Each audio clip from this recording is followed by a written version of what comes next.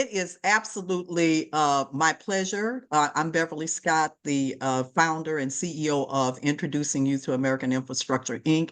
It is absolutely our pleasure during National Transportation Week to, in fact, have this webinar, this national webinar on what is really a very, very major topic for us industry-wide in the public transportation industry.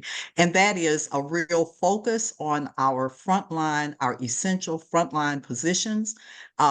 Last year we did some, and I don't think it's a surprise, but it was to many that we have been really suffering a workforce beyond a challenge, a crisis in terms of our frontline positions.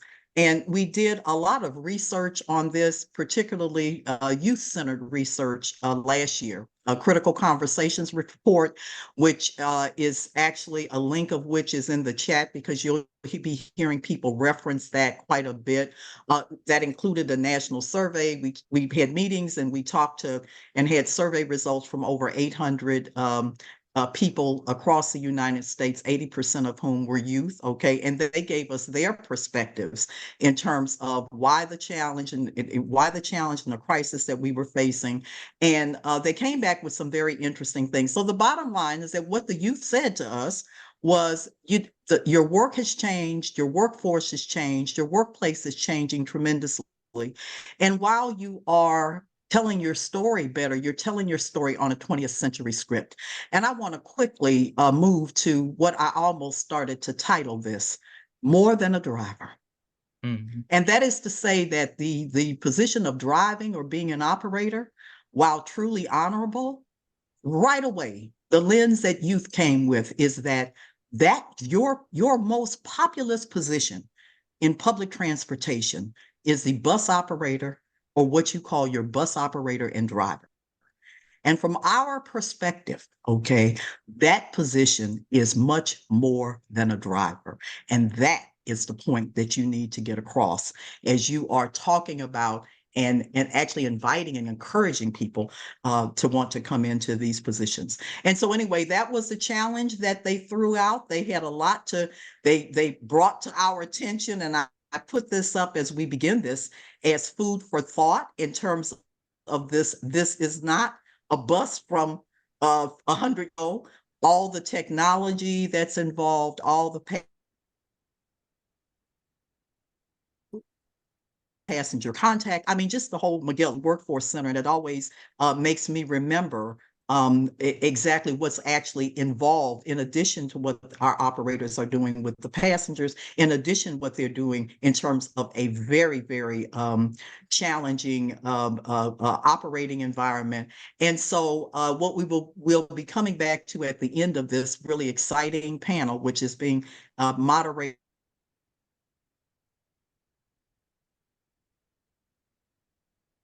by Dr. Karen Philbrick Institute is at San Jose State University. Absolutely just a recognized expert, tremendously focused in terms of areas of safety, overall operations, equity-centered cybersecurity, and could not think of a better person to lead this distinguished panel today, which has three elements to it: youth voice, the perspective from the C-suite in transit, and also from officials from organized labor, Amalgamated Transportation, ATU, as well as the Transportation Workforce Center, and the tremendous work that they're doing with Federal Transit Administration and with agencies across the country. So I'm now going to turn it to, we ask you to start this journey with us, to stay with it, and to be a part of it, okay? Because this is, when I started in this industry 45 years ago, it was not unusual that we had general managers and CEOs who came from the rank of having been a bus operator. And I think it's time that we return to a lot of that. So that's my personal opinion. I turn it over now to Dr. Karen Philbrick and to all of you and a wonderful group of panelists for today's discussion. Dr. Philbrick, if you will take it away. Perfect timing, Dr. Scott. Thank you so much. Thank you. Let me begin by just simply thanking you for your tremendous leadership in this space, for really making others see what's possible. She's being very modest to the youth who have joined us today. She's actually been a CEO of multiple transit agencies. She's got a PhD. She's been a professor in my Master's of Science in Transportation Management program, and she is leading the way to address this workforce shortage, particularly on the front lines. As she said, I'm Dr. Karen Philbrick. I'm the moderator for today's event. I'm the executive director of the Mineta Transportation Institute at San Jose State University. I know she said that, but I repeat it because there was a little bit of a glitch and her screen froze. We are a university transportation center focused on improving the mobility of people and goods, and we accomplish that through surface transportation research, workforce development stressed, education, and technology transfer. And I feel incredibly privileged to be invited to take part in this critical discussion. Now, Bev set the stage a little bit by talking about this survey, which, by the way, as an academic, Bev, hats off to you for that tremendous response rate and for being able to capture 80% of the respondents being the youth voice themselves. That's so important. So thank you for that work. The goal of today's session and of all the work that we're doing is to create seamless communications between transit and labor with a focus on reassessing job descriptions and transitioning the voice of youth with a focus on the fact that words matter.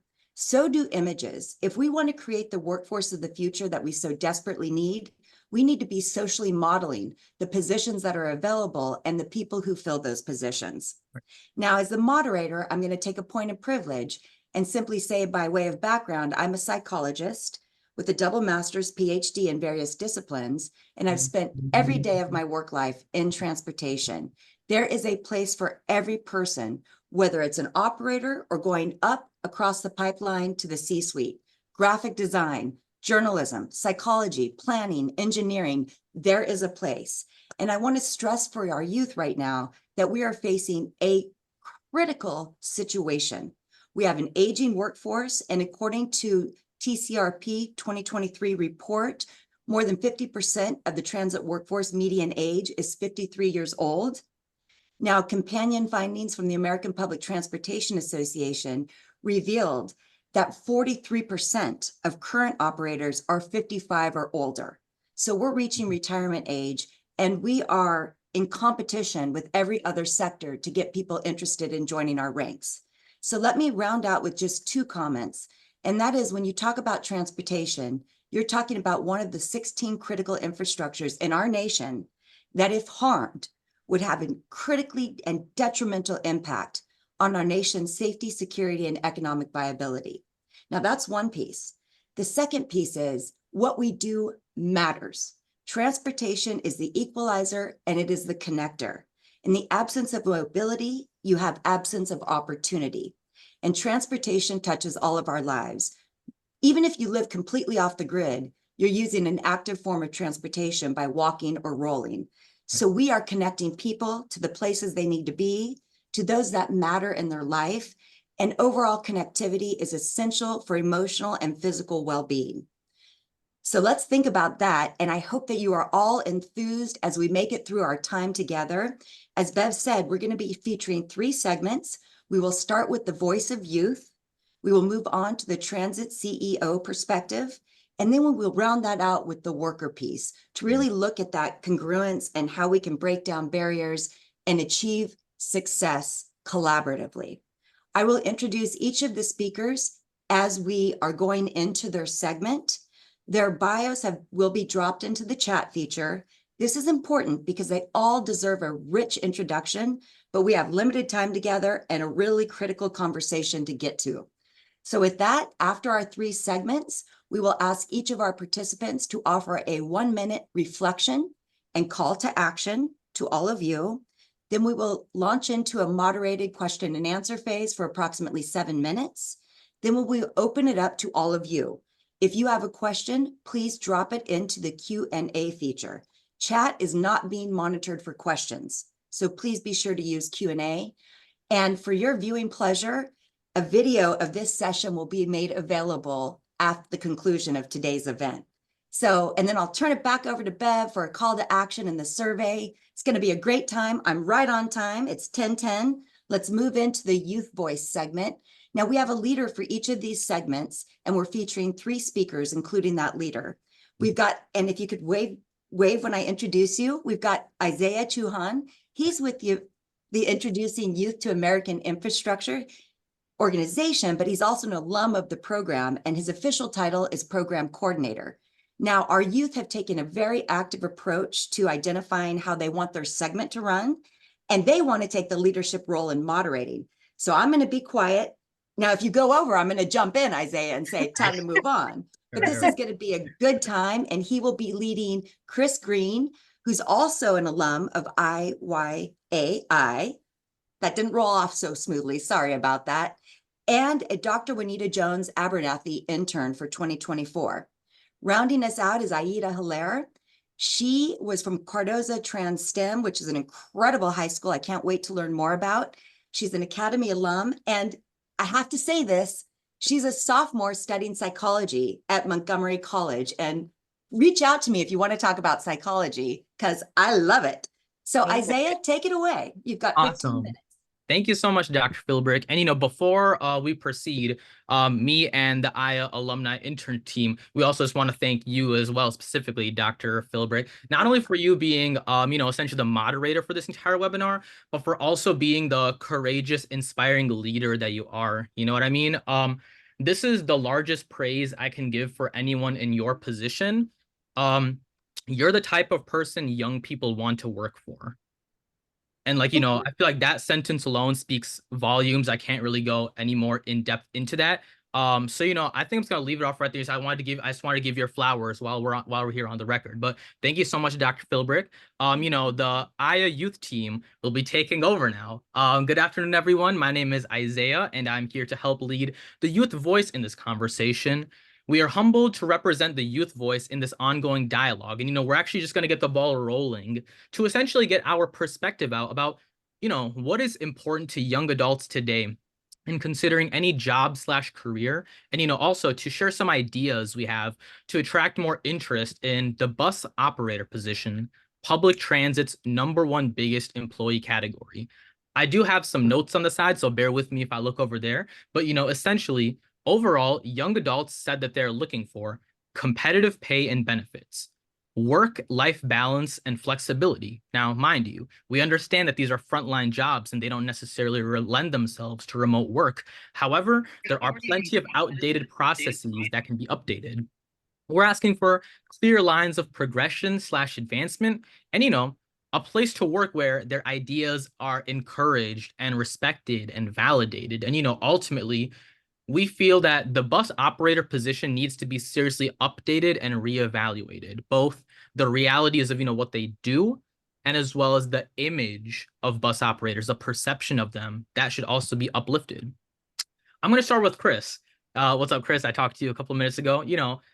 Chris, you actually partook in the Critical Conversation surveys last year, where your overall perception of public transport careers and frontline positions in particular was explored. And, I remember when the actual Critical Conversations report was finalized and sent out, I remember emailing you, telling you, hey, Chris, we're finally live. Be sure to check it out. And you let me know that you read it. So, thank you for doing your homework. You know what I mean? I just wanted you to share your experience as a local focus group participant in the Critical Conversations survey last year, and what your thoughts were regarding the bus operator position. Yeah, so I actually found myself in the majority of the youth where I wasn't really aware of the position or any of the requirements. It really definitely wasn't on my radar of even being a career in the future. So as like me, a significant portion of the young adults were unfamiliar with the role and the requirements. And I think this shows that other young people are not just unaware of the position, but uninterested in considering it. And so also, in addition to the focus groups, a national survey was held of 800 people, 80% of which were 30 or younger, so the majority of it was youth, and almost 50% were either in transportation, interested in pursuing a transportation career, or already studying for a transportation career, and yet 25% did not even know there was a major frontline worker shortage happening right now. Currently, public transit operators are among the oldest within major infrastructure sectors, with more than 50% being above the age of 55. This number peaked during the pandemic and is an issue that does not receive the publicity it deserves, as I know I was not even aware of it until I started working with Aya, and I think the position will never see the changes that it requires unless these are addressed, and it will never attract and retain young operators unless it's made public. Another issue is, I think, is the stigma that surrounds many of these blue collar jobs, where they're basically not held in the same regard as white collar jobs that a lot of young people are chasing today. They don't see them as being as luxurious. And I know personally, I wouldn't consider the bus operator position to have many of the aspects we're looking for, such as competitive pay and clear path progression, like I can find quite easily in the engineering field. And so I think if it's treated with more respect, the respect that it deserves, then a lot of these changes can be obtained and change transportation for the better. I'm glad you brought up the point where you don't feel like it's an issue that it doesn't get the publicity reserves. Like don't even get me started, man. You know, before I started working with Aya in 2020, I was a junior in college, and when I tell you, I quite literally never heard the word infrastructure in high school or college. Nor did I know like how deep it went or the careers that went into it. I didn't even know that there were these critical infrastructure lifeline sectors that dictate the entire operation of society. You know what I mean? So I'm glad that we have that same thing in common. Something I thought you said was interesting was you mentioning there was like a stigmatizing or like the stigmatization of bus operators. Aida, as the youngest of the three here, what are your thoughts on that stigma? Is this something you're familiar with, or is this like the first time you're hearing of it, or what are your thoughts on that? Yeah, so from my perspective as a DC resident, right? I moved to DC when I was 14 years old, and before that, I had never taken the bus or anything else like that. Very privileged to like have a car and be able to get driven and chauffeured everywhere I wanted to go. So when I first came into DC, everywhere I went, I had to take the bus to go there. So I was taught the etiquette was you say hello, pay your fare, you sit down, and you do what you gotta do, that. So with that being said, like Aya, right? I was introduced to Aya, thankfully, in my sophomore year of high school through the internship that we had that summer. And through that, I was able to learn a lot about infrastructure and the things that like how it's important. Like I already knew it was important because I used it every single day. But I was able to like really take appreciation for it. And I was able to notice that this was a crisis that was happening in real time. I noticed that all my bus drivers were getting older and, the things like that. So I currently live in Southeast compared to when I first moved here and I lived in Northwest. The difference between the different quadrants is that the elders in Southeast talk to their bus operators. They tell them about their grandchildren and the neighborhood gossip. It's not just with one operator either, but with all of them. They build these beautiful connections with the community, and I would love to see that continue. I think a part of the problem is not really being honest and clear about what they do, because words matter. And they're more than just a driver, but that definitely doesn't come through enough. And that has what's got to start changing, and post-pandemic, the role and interaction with the public is even more important today. People are just now getting back to their normal lives, and it's a necessary thing. I take the bus every single day. I'm literally, after this webinar, I have to go to work and I'm going to catch the bus to get there, and the metro too. So transportation does play a big part of my life. You should be driving that bus. I gotta be thinking about that.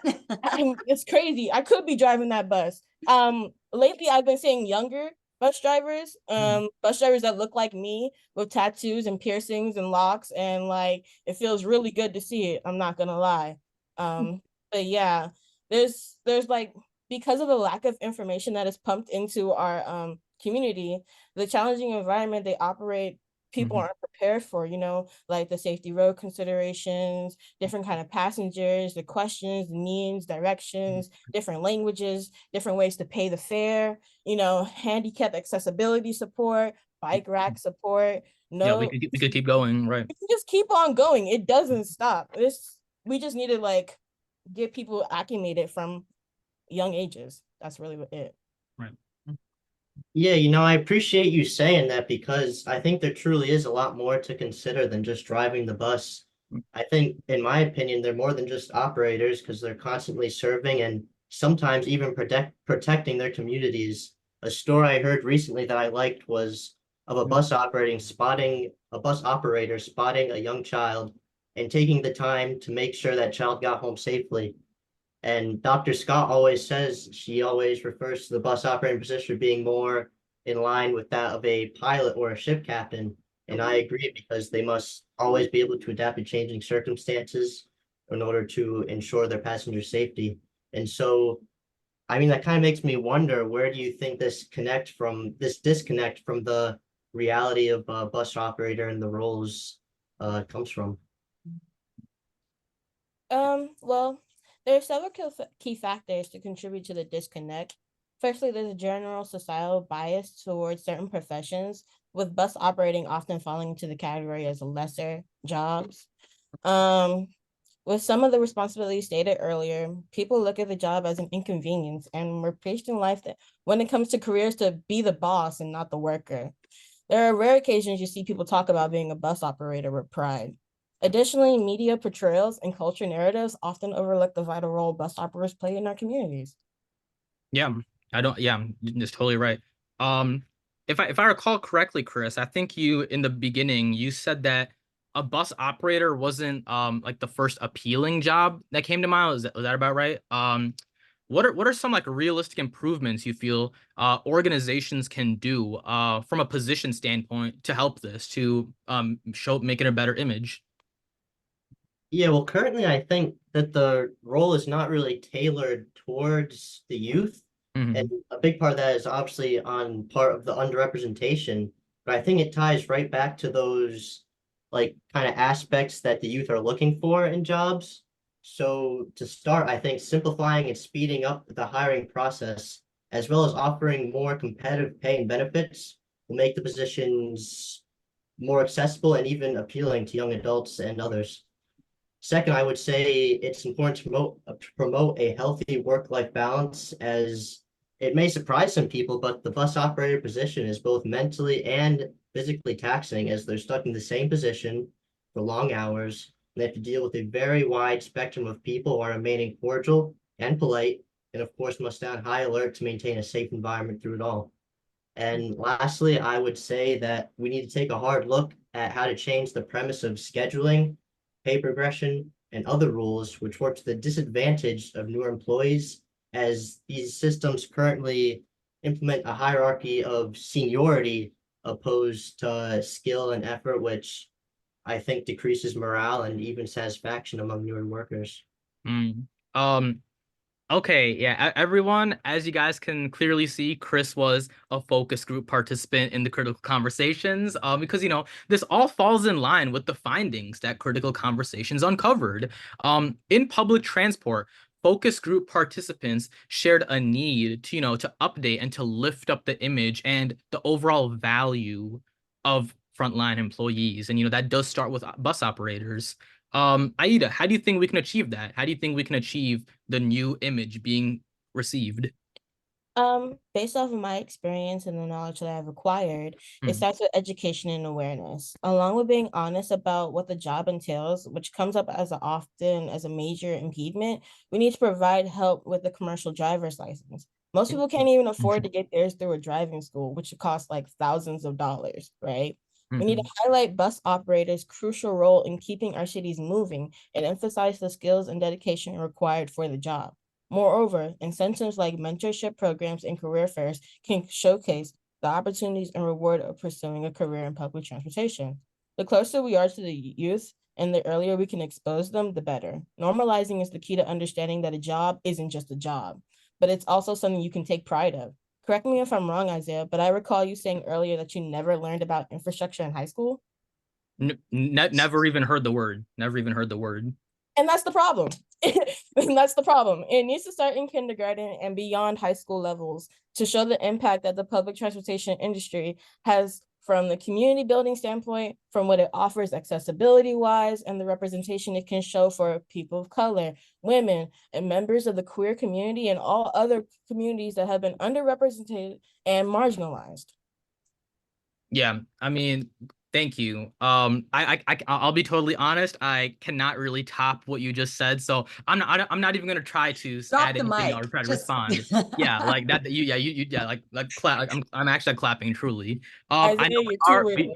Too yeah, real. like yeah, you snapped. You snapped. We actually our time is running up here, so Chris, if you could drive us home, do you have any final thoughts on what the steps the public transportation sector could and should take moving forward?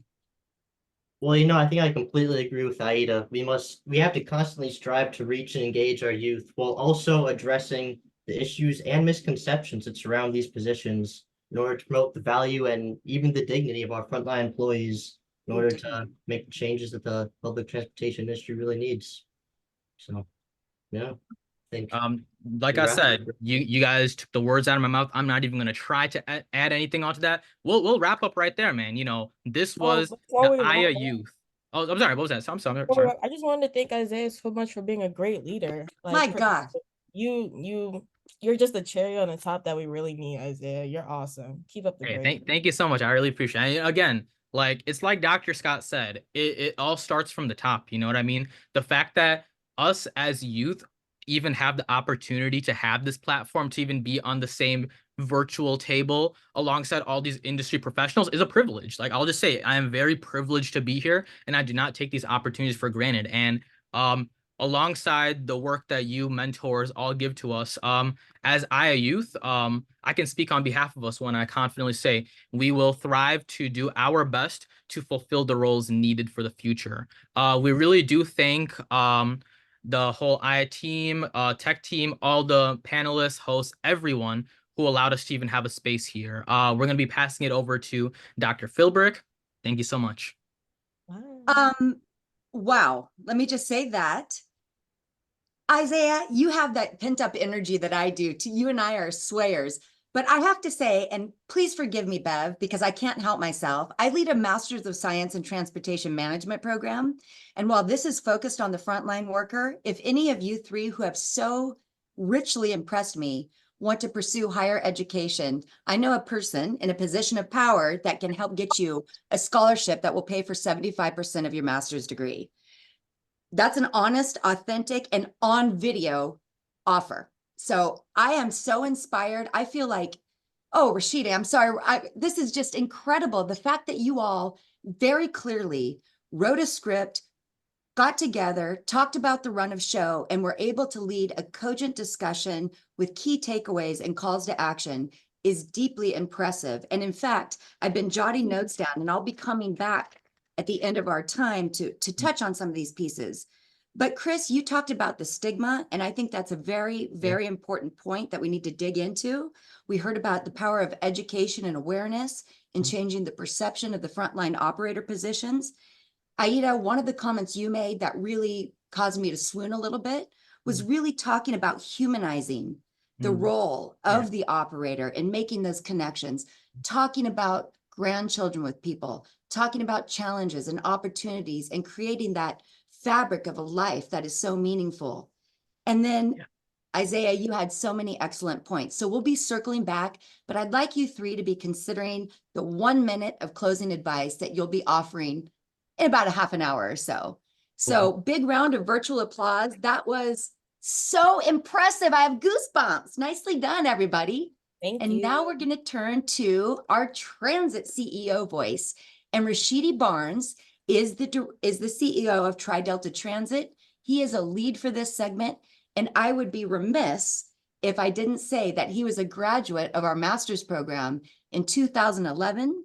He was the alum of the year for that program in 2023, and he is now a member of our board of trustees, which typically is the who's who of transportation. So I think his story is incredibly cool, the way he has continued to climb that ladder. And now he is a leader showing people what's possible. He's going to be leading Beverly Green in discussion. Beverly is the executive director of external affairs marketing and communications with AC Transit here in the Bay Area. And Bev, I know you guys are doing some really unique things with your training program. So let's dig in. And Rashidi, why don't you kick us off as the lead? Hey, good morning. Hopefully everyone can hear me. Listen, it's hard to follow that group. They were amazing. I wish at 20 something I knew half that stuff that those individuals knew. My name is Rashidi Barnes, and once again, Dr. Philbrick, thank you for allowing me to have this opportunity. Dr. Scott has been a mentor of mine for over 20 years. So thank you, Dr. Scott, as well, for allowing me to participate in this space. My name is Rashidi Barnes, and I am the CEO of Tri-Delta Transit. I have been in public transportation for over 20 years. I grew up here in California, between Southern California and Northern California, and our agency now is nestled about 20 miles east of Oakland/San Francisco, so the Bay Area. And just a little bit more about our organization before we move over to Beverly. We're a small agency. I am the fourth CEO for this agency. We've been in existence for 45 years. We have a total of close to 250 employees, majority of which we actually hire from an outside company, third party, to come in and operate our vehicles for us. I say that to say that there is so much opportunity in this transit space, and that you don't know it until you know it, until you actually dive deep and actually become ingrained in it. And to the individuals before me, to their point, we as officials, transit officials, need to do a better job in articulating what those positions are, articulating how you can progress through the different steps. You know, I started in the private sector, and then over almost 20 years, I finally made my way to the C-suite as the CEO. Now, since I've been here for less than 2 years, we do focus on trying to do those things that youth-centered survey talked about. We try to focus on hiring individuals who may be coming from the outside, who do not have transit experience. And we're talking about all levels. We're not just talking about bus operators or mechanics. You know, our average age for employees right now is 47 years old. But over the last 6 months, it's down to 35 years old. So so it's hard because we need to make sure that we bring in the best talent, whether they're young or older. We need to bring in the best talent. And for the last few months, the folks we have been hiring have been almost less than 35 years old. So we want to make sure that we provide an equitable experience, equitable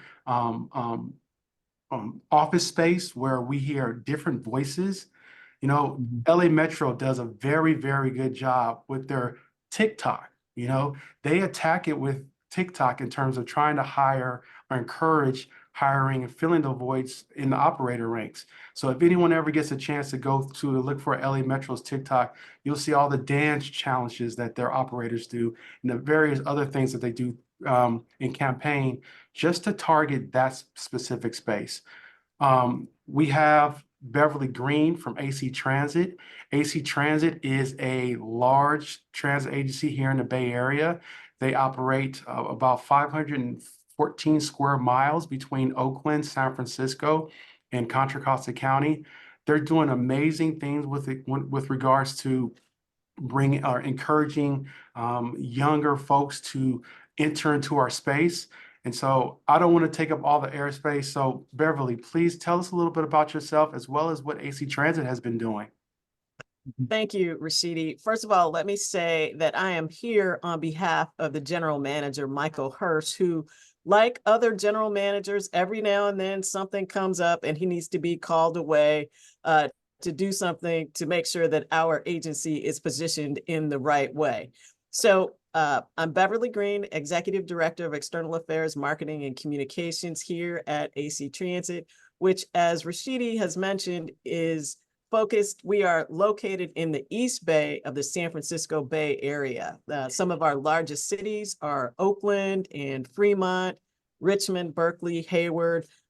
We operate across 2 counties, and we are the 3rd largest transit operator in our 9-county region. We are the largest bus-only agency in the entire country. We've been in existence, running service since 1960. We took over for something called the Key system, and we have been faithfully serving the East Bay and crossing bridges to San Francisco and to San Mateo for that time. We are also actually at the forefront of moving into zero emission. I think, as everyone knows, there is an issue that we see coming with respect to climate change. And what we are doing is making sure that we are looking at different innovations and technology so that we can run zero emission and decrease the amount of greenhouse gases that are out in the environment. We also do something which is very important for our community, is we have something called a Clean Corridors program. And those areas in our geographies which have higher instances of asthma, we actually try to make sure that we run zero emission buses in those areas so that we can help with the health of our community. I'm proud to say that we launched something which is called the Bus Rapid Transit project, which in our geography is called Tempo.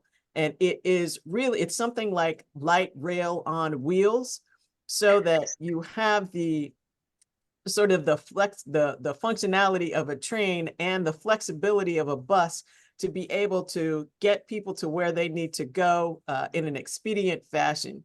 We won something called the Small Starts Grant from the Federal Transit Administration to be able to serve the riders in that area. And this has become our #1 ride, our #1 bus service. So we need people to make sure that all of this works. We need bus operators to work with, to operate in the different communities and geographies. We need mechanics to make sure that our equipment is in good function and to also work with the new technologies. I'm proud to say we have a test going on where we are testing different propulsion technologies. There's your regular combustion engine, regular diesel gasoline. We are testing that side by side with something called hydrogen electric fuel, also battery electric, that propulsion. We also have something called hybrid electric. So there are a number of really frame-breaking opportunities in transportation to be able to contribute to your community, and then also just be on the cutting edge of what we're doing to make sure that our planet and that our geographies and that our riders are in the place to get where they need to go. So with that, I'll just turn it over to you. And Beverly, thank you for that, because you talked about graphic designers, engineers, social media, lawyers, community activists. Those are all different positions that can fill a void in a public transit space, right? And so talk a little bit about how any of those positions, maybe marketing or communications, has helped AC Transit grow and penetrate, and support the Bay Area through public transit.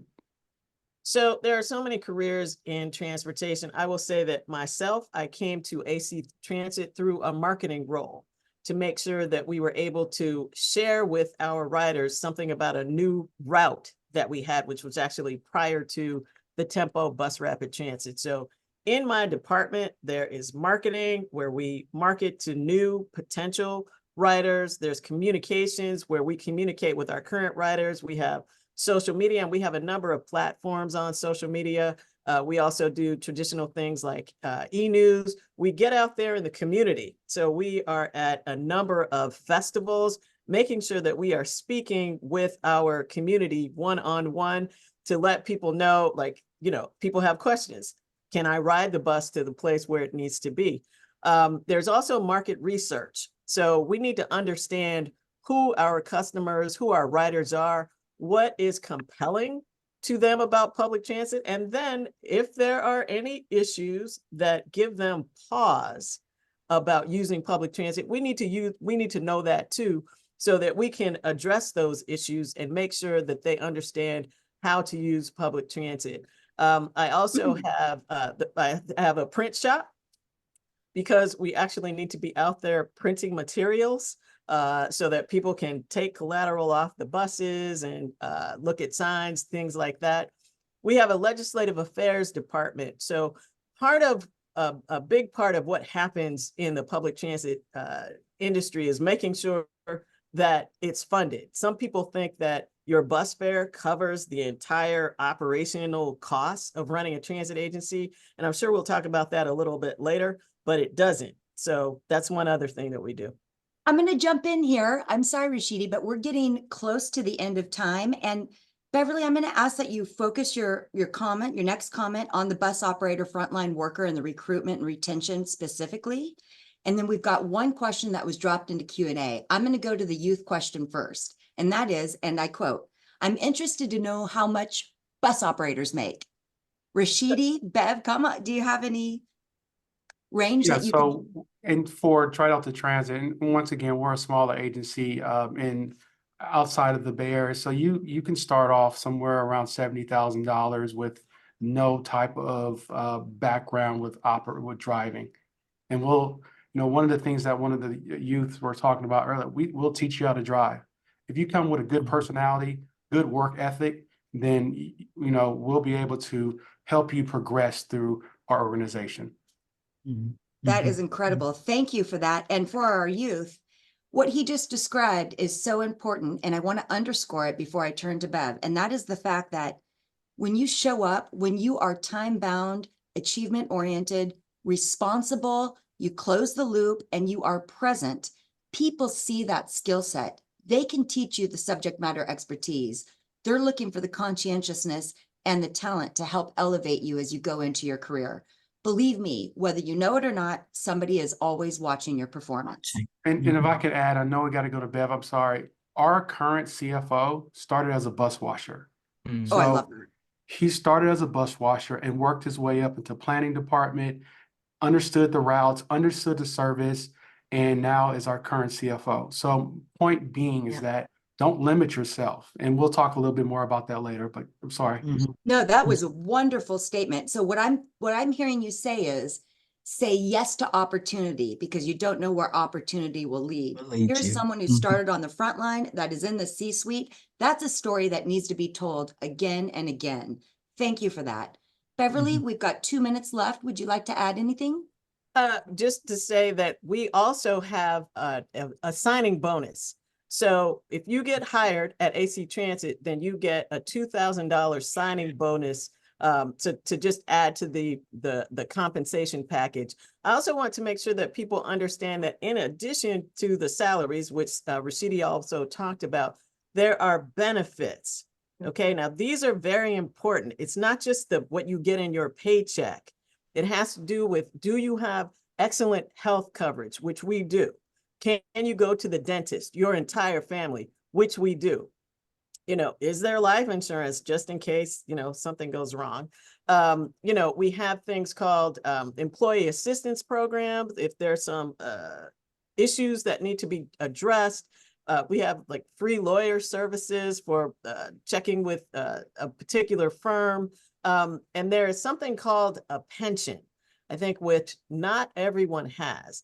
What this means is that if you work for a particular period of time, then after you retire, then you will get paid even though you have retired. So this is something to think about. We have paid holidays, that kind of thing. So the compensation packages are wide. I think that is so important, and we're going to transition now, but for the youth on the line, let me put some data behind the point that Beverly is so helpfully making. When you're young, you are invincible and you think that runway is really long, but you do not want to find yourself with no benefits or no retirement. So for context, benefits cost approximately 43% of your salary. So if you're making $10,000 in salary, your benefit is closer to 14,300 once you put on the retirement, the healthcare, and all of the other associated coverage. So thank you for underscoring that. Let's transition now to our worker voices with a big mea culpa from your moderator, because I failed to mention the name of Jermaine Gibson when I was going over who would be speaking. I'm so sorry. You are so important to this conversation, and you're also the lead of this particular segment. So as you know, Mr. Gibson is a dedicated professional with a passion for empowering individuals through apprenticeship and workforce development. So he's really going to talk to us, along with his fellow presenters, about that seamless communication that's going to be so important for us achieving our vision for the future. He's joined by Deanna McCain. She's the Amalgamated Transit Union Mentorship and Apprenticeship Coordinator for Indigo. So she serves in a union capacity, but at a transit agency.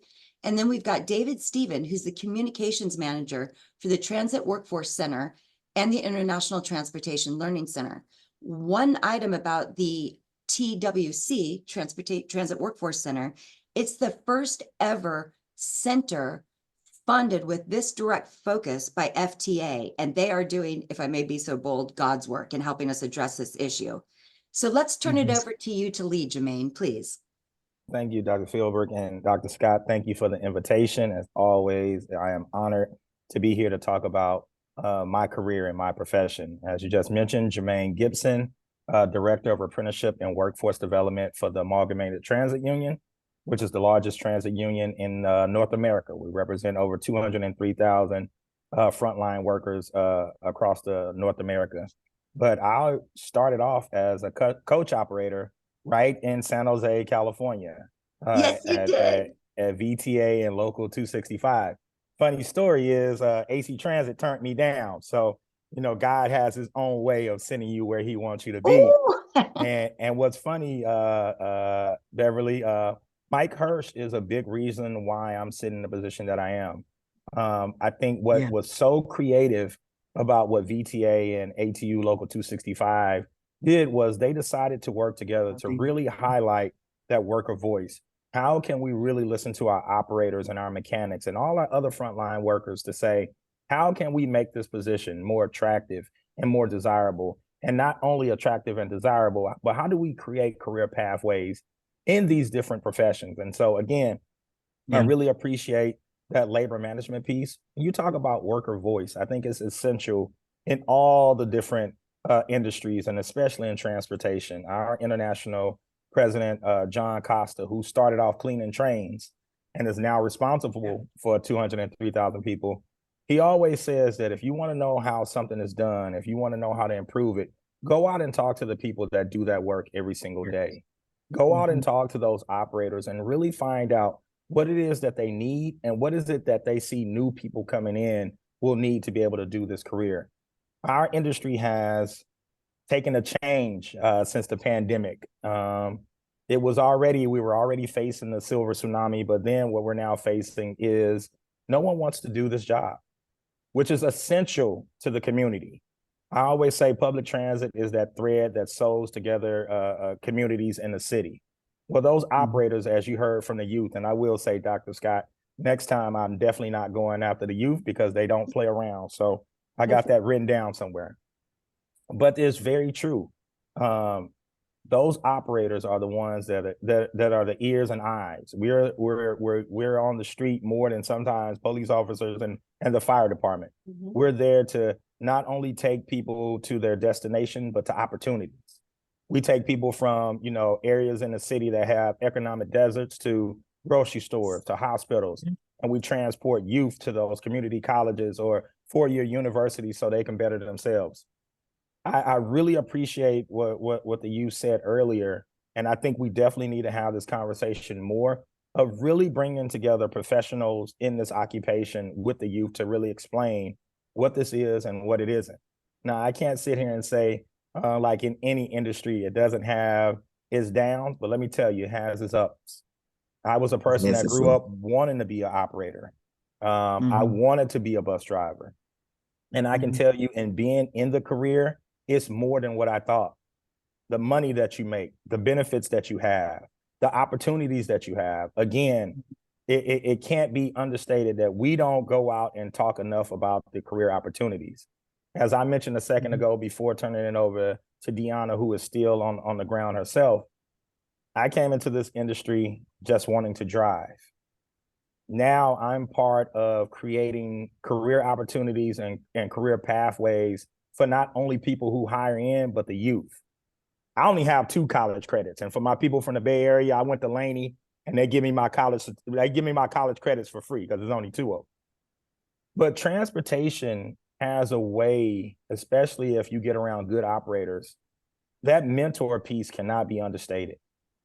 That is the one thing that I see is so missing right now. We hire people to drive a vehicle, but we don't give them the life skills necessary to understand that this is a career. We don't give them the life skills to understand that this is a career that requires you to be on time, that requires you to carry yourself a certain way. And the only way you can do that, especially when you look at the communities that we recruit from, we got to remember that a lot of those communities have their social issues. You may have grown up without a mother or a father or a big brother or a big sister. And so even though we're hiring you to drive, we're really hiring you to be that piece that connects transit to those communities. A lot of times you call them social workers, but you know, a social worker has to go through 4 or 5 years of training before they can do it. And we ask operators to do that every single day. And so my mentor, who not only include Mike Hirsch and people like Susan Yates and Diane Hermoni and Deb Moy with a company called California Transit Works that I work with, who really showed me that this isn't about driving. This is about how can you make your community better. And when you grow up in a city like I did in Oakland, I'm always looking for an opportunity to give back. And that operator position is that one place where you can have an instant impact on who gets on and where they go and how you make them feel.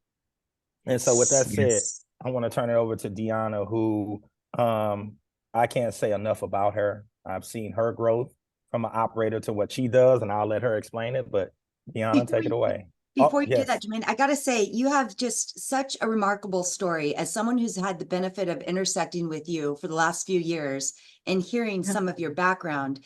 It's so inspiring that my director of operations, Alvarina, heard you speak at something and immediately sent me a message and said, we need to feature him in our Inspired to Connect series. So we're going to be reaching out to you because your story is so incredibly powerful and it needs to be promoted. Sorry, go ahead, Deanna. And now I have to go after that. My name is Deanna McCain. I started off at Indigo 18 and a half years ago as a paratransit operator. I transferred to fixed route, did that for 16 years. And then I became a mentor. Then I became the coordinator for our program. Being a coordinator for so many people is what motivates me to motivate them. It's more like breathing life into people who kind of forget why they're doing what they're doing. Some people have been coach operators for 20 plus years. I have 30-year mentors and they like to give back. I have mentors who love being a coach operator because you have to love people. You have to love what you're doing. They love driving. You're not just a coach operator. You're a counselor. You're a therapist. People depend upon you. You get to know people. You know, little Miss Mary is waiting on this particular stop. You stop and you look around for her. Some people just need a friend, a friendly face. You never know when somebody may get on your bus and need that smile. I mean, it's just about being human. And sometimes people forget that some people may not have anybody to go home to talk to. So that's where you come in. A lot of people come to work happy to drive the bus, happy to meet new people. You sit in traffic, you sit in chaos every day, but you still come in every day because you know a lot of people, you're their only way to the grocery store, to the doctor, to get their kids to daycare. I mean, it's just a lot. It's a commitment to get people to where they need to be. And beyond that, being the mentor, it kind of made me hold myself more accountable because everybody has a bad day. But if you're going to mentor somebody, you have to want to be better yourself. So a lot of my mentors, some people discounted them, but sometimes people need an opportunity. You give them an opportunity to be better, they become better. I have mentors who have moved on to supervision. I have mentees who have become mentors. It's all about giving everybody an opportunity to be better and do better. I have to say, I got to jump in here because my philosophy on life is every day you wake up with the opportunity to be a better version of yourself, to address whatever shortcoming you perceive, which others may not, but it's all about how you perceive yourself. But I would be remiss if I didn't really focus in on something you said, and that's the power of a kind word. I think as humans, we are suffering from lack of connection, lack of emotional engagement. Some of you have heard me share this data, but a recent scientific survey showed that people who are emotionally isolated have physical health that can be equivalent of those smoking up to 15 cigarettes a day. And I just want to round out the powerful words you use by saying you can never underestimate the power of a kind word to change someone's day. People suffer, people struggle. We don't see what's going on below the surface, and that friendly face may be the only one that they have that they engage with. So thank you for giving me goosebumps. That was incredible. I did it again, Jermaine. I couldn't help No. myself and I jumped in. I'm sorry. No, it is okay. We really appreciate it. It helped us cover the 12 minutes. I would like now to turn it over to David Stevens, who is from the International Transportation Learning Center and the Transit Workforce Center. They are one of our industry partners in doing recruitment, retention, and mentorships and apprenticeship programs. So David, take it away. Thank you very much, Jermaine. And I'm really excited about being here. One of the projects that we work on here at the Transit Workforce Center centers around recruiting and retaining new talent into the public transportation industry. And what we have found is that the most effective way to do that is to actually have the workers that are doing this work tell their story. And so I'm not going to say much more about that, but I'm going to turn it over to some folks that we have had the opportunity to document. And the first is Jerry Garcia, who is with a transportation agency in Idaho. And I'm going to let him tell you about his story.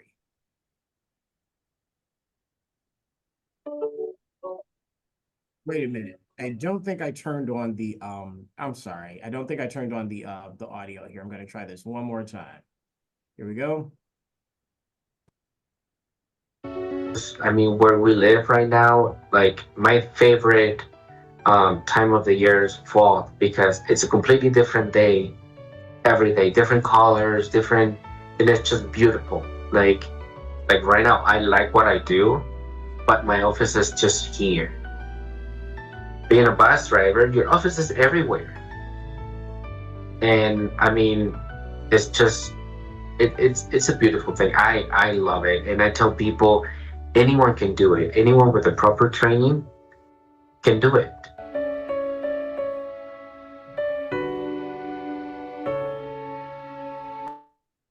All right, that is one of our videos there from a bus operator, as I said, out of Idaho. And then we have this really fun video that I like to showcase, which is with operators that are at Indigo in Indianapolis. And so I'm going to pull this up right now. Here we go.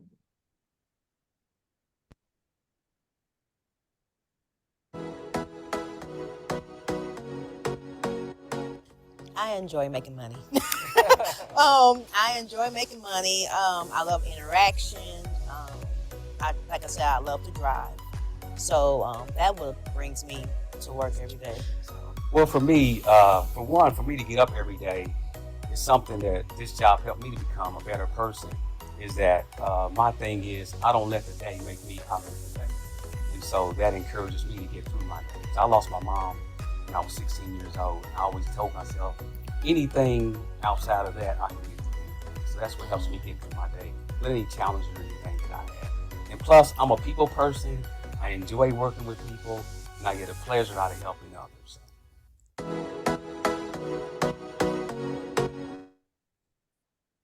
All right. And there you have two great examples of people who are enthusiastic about the work that they're doing. Because just as much as it's important for us to encourage people to do the work, when you have people that are actually doing the work and can tell you about it and tell you why they've been in service for 10, 14, 20 years in some cases, that's what really brings it to life, so that we can get more people excited about being a part of this very, very important industry, which is essential. It is an essential part of our community. It helps connect the community, and we need more great talent, young talent especially, to be a part of that, so that they can be the next generation that are doing this work for 15, 20, and 25 years. So thank you very much. Beautiful. Any last comments, Jermaine? No, I was just going to say, I wanted to say thank you to Deanna and David for definitely highlighting why it's so important to not only have operators, but programs that support them. I know the TWC does a lot, again, around mentorship, which is a huge part, especially when we talk about bringing in youth. You need to make sure you have that support system. So when they come in, they have somebody that's there to show them not only the ropes of being an operator, but being a better person. So thank you. Thank you. And we're going to have every one of our 9 panelists on video right now as we do a moderated Q&A. But before I launch into that, there is a comment that's been dropped into Q&A that I think is important to read. And that is, in Pittsburgh, we have operators with overtime who make over $150K a year. And I started out as an operator in 1993. So for context, and this is from Mike, I'm not sure if you're saying that's the salary you have over a 21-year period of performance, or just really showing what's possible. Jermaine, you have your hand up. Yes, I was going to comment it on in my section. I've made, before leaving the operator, I was well into the 6 figures for quite a few years. Not only have, I know operators who've bought multiple homes in multiple states, but we now have operators who are putting kids through Ivy League colleges. I think the what operators make is definitely, we definitely would like more, because it is a difficult job. But when you look at being an operator overall, and again, it's about guidance, because I'll tell you something, as a youth, it don't matter how much money you make, if you don't have somebody helping you and guiding you with financial decisions and putting things up, it don't matter what your money is. And so I would definitely like to attack or get rid of the thought that you don't make a great living as being an operator in. So very helpful. Thank you for that. Anybody else on the panel like to comment on that? If I can. Excuse me, Bev's got her hand up, and then I'll come to you, Rashidi. Bev? This has been so wonderful, and I just had to interject. One is one of the things that came, a couple of areas. A piece that came through our surveying and our research as well was the whole area of, we need to explain our benefits more. Young people particularly highlighted the tuition reimbursement programs. They said, look, don't think everybody understands about total compensation. Okay, and I'm saying you really need to, don't just give them the benefits package, but really explain those kinds of things, which make it possible for people to both learn and earn. The other thing I just put for food for thought, this has been so wonderful, okay, is that we need to get this stigmatization that we have in terms of, quote, blue collar, white collar, you have a degree, you don't have a degree. It is something that is not just hit the public transportation sector, but this is a problem we particularly created in the United States because we systematically disassembled career and technical education over a 50-year period of time. People get it now, they're coming back, but this is what I would submit to you, that we need to be thinking K to gray. There are no inoculations for life. In the 21st century, people are going to be reskilling, upskilling, going all the way through. And the other is, let's get rid of this blue collar, white collar stuff. It's gray collar if we have to have one, okay? And that's my last for right now. I'm going to get off and just leave that as food for thought, okay? Thank you for that. Rashidi. Dr. Scott, don't go too far. I think it's important for you, and I'm gonna ask you directly, one of the things that I've learned from you, you've went from organization to organization. You have stayed at organizations for, let's say, 5 years or 3 years. You've had, and some of the reasons because of the pensions. So can you just talk a little bit about how that helped change your decisions on whether or not you stayed at an organization and the benefits of that for you at your stage in life now?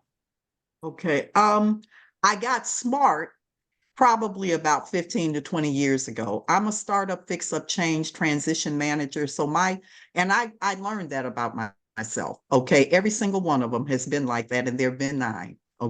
Okay. And so that means that my typical lifespan in organizations is about 5 years. Okay. I always went for the content. There was a minimum level of what I had to have to make sure roof over the head and all of that. But I chose to go for what I call the content. I don't want to overdo it in terms of what was in my portfolio. When I got about, but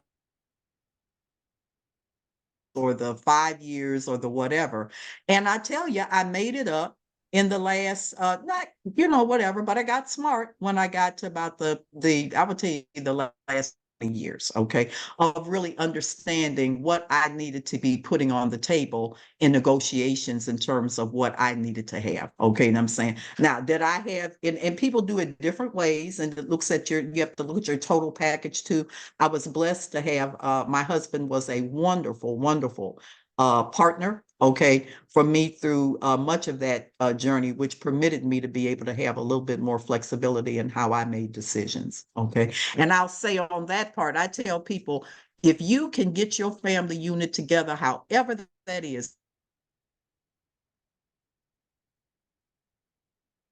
because you will always be part, it could be make sense to anybody but you, but when you have those great supports and partnerships in this business, because it does take that. Okay, I'm saying It takes a that village. is a blessing and a gift that will keep on giving throughout. So that's my little thoughts, and I'll come That's off. very good. And before I move to Bev, I just want to make one comment related to that. And I think we've heard a lot today about mentorship as well as championship.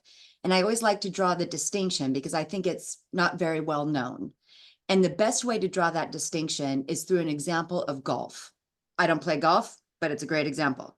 That is, a mentor will help you learn to play golf by making recommendations on books you should read or things you should try. They are helping you. They are essential to development. But a champion is not only going to speak your name when you're not in the room, they're going to put you in a golf foursome with somebody who's hiring in your field and make sure that they're representing you well. We really need to do that. And then in terms of leadership, we've talked about people growing from the front line to the C-suite. I think it's important to really document the success of organizations that have diverse leaders, particularly with an emphasis on women. Some of the most recent data from the International Monetary Fund and Harvard Business Review reflects that when women are in positions of power in the C-suite or at the board, the return on investment, meaning more money, increases from 36.4% to 47%, depending on which report you're reading. But I think we can all agree that is substantial. And we have room for everybody within this industry. Come to us. Beverly, what were you going to say? Hello, I just wanted to just piggyback on what my colleagues in ATU, when they were talking about how bus operators are critical community members. I also just want to reiterate to all of us, like, they are professionals in their careers. If you think about it, bus operators are operating heavy machinery because a bus is a big vehicle, sometimes in uncertain traffic conditions. You know, there might be a breakdown on the bridge, and then the bus has to figure out, the operator has to figure out how to maneuver it. They are also responding to customer queries. How much does it cost? Can I get a transfer? How do I go to a different area of the city while they are managing their time? And buses, if you look at the technology in terms of what is around the seat, it is amazing. So I just wanted to emphasize that part too. They are professionals, and it takes an incredible amount of experience and training to be able to manage that, in the ways that they manage. So I just wanted to say that. I think that's very important. And actually, if there's no further comments on this topic, and I'm not seeing any hands, I want to follow up with you specifically, Beverly, about something. Last April of 2023, I came to one of your breakfast updates on what's happening with AC Transit. And I walked away so inspired by something I consider innovative that you're doing, that I actually put funding behind it so we can help tell your story. And that is the additional 1 week you've added to the bus trainer program.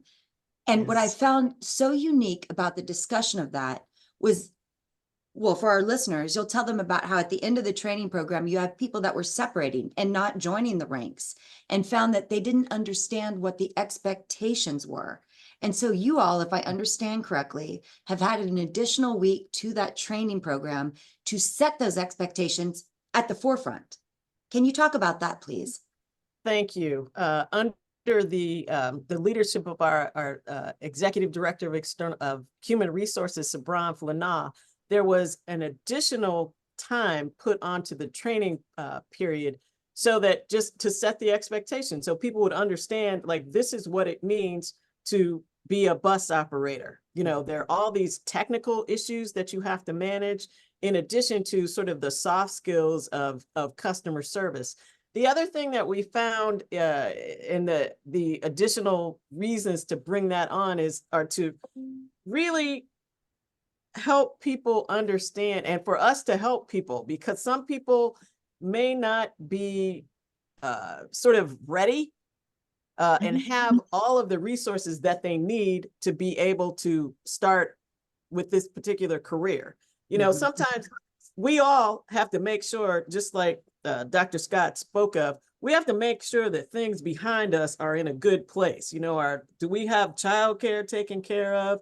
Do we have any elderly people that we have to make sure are in a good space? Are there any issues with, you know, do I have to move because there's some housing situation? And so that's part of what we do as at AC Transit, is make sure that people that are training can be fully present to start this new career. I think that's wonderful. Thank you. We're going to move in now to the next component, because we only have 18 short minutes left together. And by the way, to those who are listening in, we'd love to get to your questions. Please don't hesitate to drop those into the Q&A feature, and I promise you I'll get to them. But 1 minute for each of you, all 9 of you. Can you add any last thoughts? What would you like to leave our participants with today? Is there a call to action or any plug that you'd like to make? And let me just start with who I see on my screen. And Aida, I'm gonna start with you first. And I've seen you snap and I've seen you get excited, and I hope you come to me for further education. But go ahead. Oh wow, the pressure of going first, right? Yeah. Okay. Well, I was just gonna say, like, you know, I really appreciate the information that was shared amongst all of us panelists. You know, I listened to every single thing y'all said. Like you said, I was reacting because I just love hearing people passionate about the things that they do, you know? So I want to say we have to keep on, you know, normalizing, tell your families about it, set a standard for like the way you act on Metro, set a standard for like what you project when you're outside with people. You know, don't just treat people like they're in the position of like, oh, you're just a bus driver, blah, blah, blah. Like, you know, I feel as though it really does start from home. And honestly, appreciate the information that I heard today even got me thinking, like, wow, I just heard something new that I didn't even, like, I thought I did my research, but I don't even know for real. So, like, you know, keep on spreading that information. And if you seek people, they will come to you. That is one thing for sure, because some people grow up wanting to be in these positions. And I also think that I think that's such a good point. And either you or Chris earlier talked about dignity. Use the word dignity specifically. And I think that is just so important. And Aida, through your comments, you've really brought out the human side, making people see that this is a position of importance, that it matters, that frontline piece is positive, and treating people like humans, respecting their humanity, treating them with diplomacy and dignity. So thank you for that. Jermaine's internet is shutting down in 1 minute. So let's go to you, Jermaine. Are you already off? Yeah, no, I'm here. I got, if it got off in the middle of me talking, I'm sorry. I would just like to leave with everybody with that we need to really continue this conversation. bringing the youth together and the career professionals in our industry together to really talk about how recruitment, retention, and how we can work together to not only fill the job openings that we have now, but the ones that we're going to have in the future as well. And so, again, sorry about that, but it's shutting down on me. Again, thank you to all of you. You're I'm always amazing. So honored. thank you, thank you, thank you. Thank you. At least your internet lasted a little bit. David, let's go to you next. Well, my enthusiasm for public transportation and for bringing in new talent couldn't be higher than it is now. And I just want to continue to inspire people to understand that this is essential work that really changes the lives of people on a day-to-day basis. Public transit sits at a unique intersection of environmental justice, economic justice, and social justice. We can truly change the lives of people, drive them into the middle class, and make a difference in the world that we live in and the way that people experience it just by the act of getting on transportation. And that's how you can make a difference in people's lives. So I encourage everyone to understand, to respect the work that's being done, and to want to be a part of it and contribute to it. And that's all I have to say. So thank you very much, Dr. I love it. Thank you so much for those comments. Rashidi, why don't you share with us next? Yeah, and I'm going to just kind of flip it on his head. And because we're speaking to younger individuals, you know, I'm old enough to remember a guy by the name of Michael Jordan, one of the best GOATs, if you whatever you want to say. They used to ask him when he would travel, why are you always wearing suits? And his response was, because you never know who you're interviewing for. You never know who is watching you. So for the youth, you never know, you know, TikTok, social media, whatever it is, all that stuff matters. So just for what that is worth, you never know who is watching you. So if you want this career growth, these career opportunities, you got to be right with yourself first. You got to present yourself in a way that makes me want to hire you. So just keep that in mind. I'm open to working with anyone. We'll provide our information. I'm here as a mentor because I love Dr. Scott. I love Karen, you know, and so if I can do anything to help you as an individual, whatever career path you take, please reach out to me. Oh, that was wonderful. That was so good. And I do see the two questions in the Q&A, and we will get to those, I assure you, to those who pose those questions. But something you said, Rashidi, made me think of the power of listening, of being someone who listens well. And so for the youth on the line, though this might be a little bit off topic, one of the life lessons I like to leave my students with, or anybody I have the pleasure of speaking with, is listen with intention, communicate with meaning, actively reframe what you're hearing and reflect what you think you're understanding. Too often, people are in a communication setting, and the other one is simply waiting for the person who's talking for their lips to stop moving as they rehearse what they want to say. That's not respectful. That's not inclusive. That's not going to get people enthused about being with you, working with you, or joining your ranks. So be good listeners. It's really important. Isaiah, let's hear from you. Thank you. At the end of last year, I had a conversation with Aya's creative director, Mr. Sean Brooks. He's the one who makes all of our graphics and the website and everything. We were having a conversation on like what the mantra should be for Aya's creative direction moving forward regarding the youth. And I came up with this fire line that I wanted to say here. It's us and it's bigger than us. Like, you know, the youth are very, very passionate and energetic. You know what I mean? Like you've seen Aida, you've seen Chris. These are very passionate, energetic, smart people. And like, you know, the youth of today who are running around, like they're scary. I've never seen this much energy before. And sometimes I get overwhelmed, but like, you know, these people want to make change, and it is bigger than just me, Aida, and Chris being in this call. It's like a worldwide change that was happening. And I'm totally going to steal a line from Dr. Scott here. She always says this line, but it's actually starting to apply to me now. A lot of people always ask me, why did I join the infrastructure industry? But no one ever asked me why I stay. And that is because I am privileged to be in the business of community building. I got to work with Chicago public school students years ago and I'm in Chicago and I was able to see the fruits of my labor actually expand. You know what I mean? Like one of my small little interns, Jalen, he's a whole engineer now. You know what I mean? So it's cool to see like actual work that I'm doing showing the results. It feels very validating as a young person. And I just hope that for all the youth watching, know that this industry is rewarding. I've personally, as someone who wants to be a teacher, I've been able to work directly with youth and I've seen youth develop. And I've seen changes from youth development to the sidewalk outside my house. Things are in motion. Things are going to continue to be in motion. And us as the next generation need to continue to step up and to be radical to make changes happen. Thank you so much for that. And Deanna, why don't you share next, please? I just like to say, you treat people how you want to be treated. You take care of your passengers and they take care of you. You have a problem on your bus, they'll be the first ones to come to your defense. That's all day. Excuse me. That's all day, every day. And no day is the same. Very good. Beverly. Thank you. I actually just want to add on to I think what Rashidi just said and what you said, Karen, and what Dr. Scott said. I came to AC Transit on a 12-week temporary assignment, and I have been here for 16 and a half years. Yeah. I will say, you don't know who's looking at you. And so a number of my promotions here have started with somebody saying, come here, I need to talk to you, right?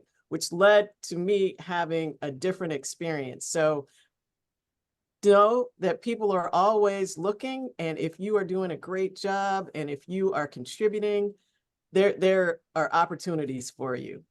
Well stated. Chris, round us out, please. Well, I think I'm on the same page as Aida, where basically everything that was said today was something new that I learned. So I really do think that if other youth knew about this, they could be persuaded to choose the bus operator as a career. If they knew about the benefits. So I would say the best thing we could do is just spread the word, and yeah, I guess that's how I would close off. Very good. And Bev, you've got the last 5 minutes to close it out. So if with your Okay. do your call to action at the end, because I want to get to these two questions. Now, Okay, Diane well, Shaw asked specifically, Okay. Okay, you got to go, Aida. Thank you so much for being with us today.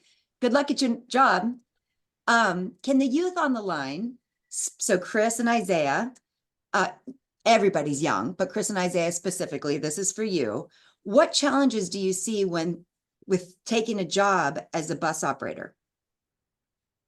This is actually something that I believe Rashidi answered for me. You know, I'm 25 years old and I don't have a driver's license. I've never needed to because I live in Chicago and I use like the trains and the buses all the time. And also, I'm not gonna lie, my friends all have cars, so I don't need to drive. But one thing, the only reason something like a bus operator would have never been even in like consideration is because I don't know how to drive. You know, I mean, I've never even looked into or thought about it. But I remember Mr. Barnes shared earlier that many of these positions are learnable and teachable. Yes. And as long as you're willing to like lock in and show that you're here to work and you're here to learn, these organizations, these work opportunities, they will give you the resources to be great.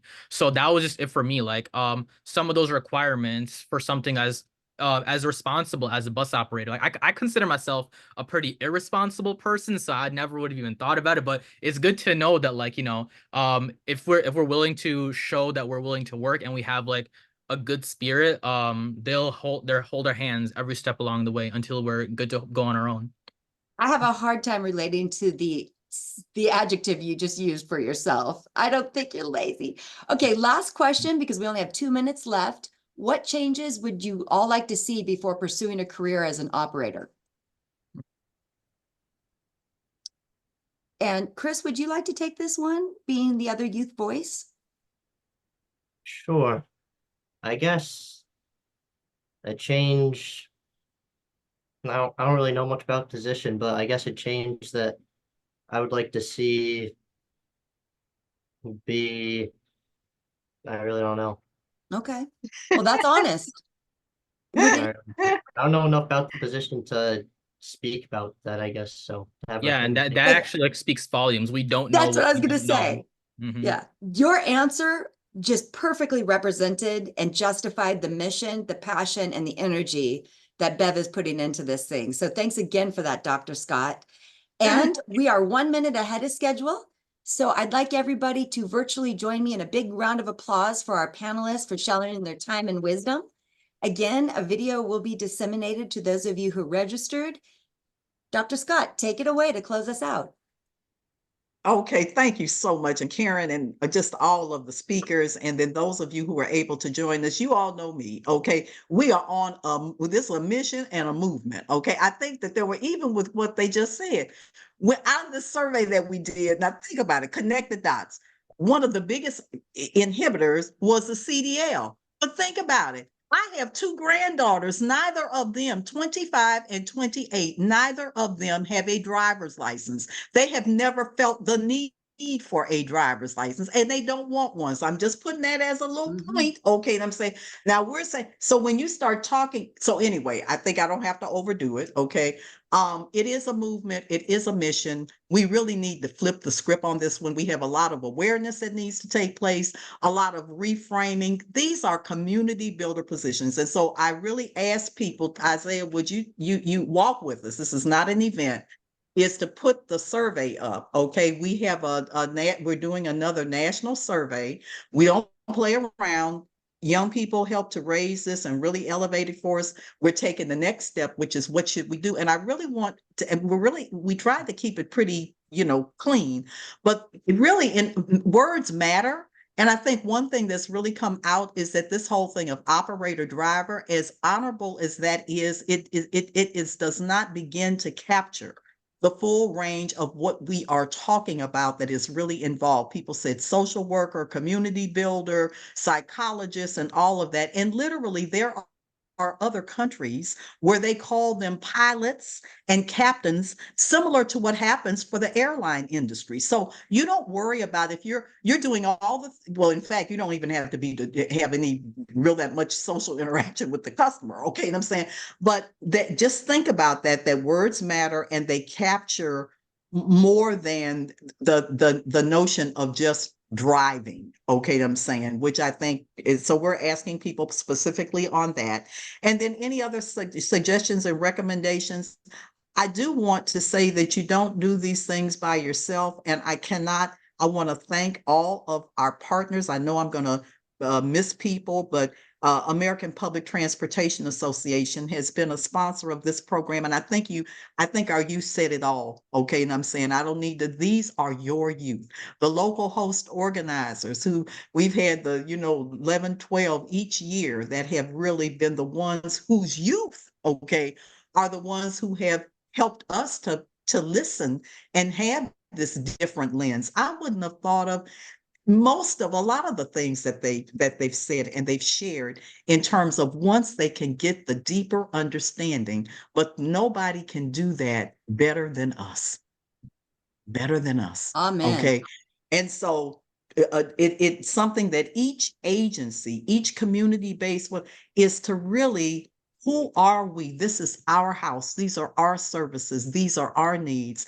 And to really do that uplifting. And I think as Bev Green said, professionals, not even a question, okay, but just really opening people's eyes up even wider to what is really encompassed by the position. And then all these areas that you can actually move to from being the operator. And I will end with this. What young people said was once they could get a sense of what we were talking about, they didn't really have an issue with starting as an operator, or maybe even staying at it, but starting as an operator, but they couldn't see what were clear lines of progression and advancement opportunities. They couldn't see that clearly. So anyway, this is a mission. We gonna be just like rabbit, little dog, because we really need to not just talk about it, but really start doing things that will help us to flip the script and really give the due, if you will, to remember the biggest category of employee across the public transportation sector is our operator. Okay. And that's why youth challenged us and they said, this is the position you need to start with, is your operator. So anyway, I can't thank you all enough. Please, please complete the survey. All of the local horse organizers this year, you now even have a better understanding in terms of why all these focus groups and stuff, Moneta, the USDOT, FTA, the TWC, the ITLC, Amalgamated Transit Union, HDR, that's helped us consistently with our community builder internships, as has the Moneta Transportation Institute. The only reason Alif is not here now is because she's graduating this year. Okay. And so she was off duty for the next couple of weeks so that she could get that San Jose State University graduation in. And I just can't thank you all enough. And more to come. And I take my hat off to everyone, but thank you for our youth that participated today. I think they said it all. So thank you. Love you, Bev. Love you. Bye. Okay, get those surveys filled out. Okay, and Karen, as always. Okay, take care. Bye-bye.